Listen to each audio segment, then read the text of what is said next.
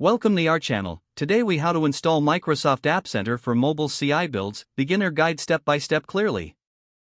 To install Microsoft App Center for mobile CI builds, start by opening your preferred web browser.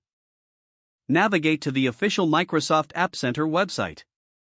Click on the Get Started button to begin the installation process. Sign in using your Microsoft account, or create a new account if you don't have one. Once logged in, you will see the App Center dashboard. On the dashboard, click on the Add New App button. Select the platform for your mobile application, whether it's iOS, Android, or React Native.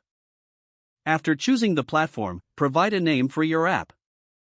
You will also need to select the appropriate repository type for your code. If you are using GitHub, click on the GitHub icon. Authorize App Center to access your GitHub account. Now, you can choose the specific repository that contains your mobile app code. Once you've selected your repository, click on the Next button. In the configuration menu, configure the build settings as per your project requirements. You can choose to enable the build for specific branches of your repos.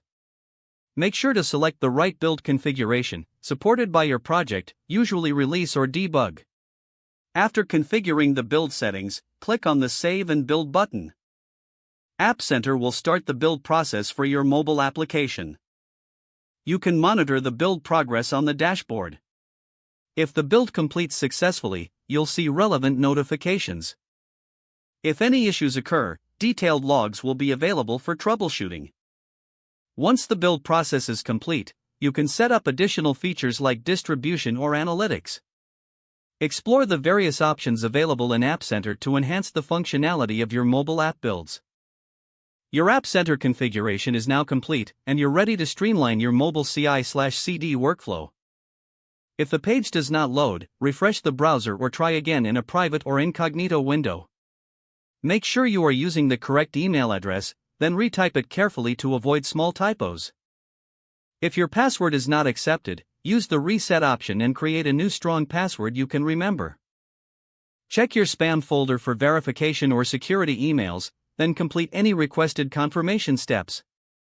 Enable two-factor authentication if available to improve account security and reduce unauthorized access risk. Don't forget to like this video and subscribe to our channel for more step-by-step tech guides.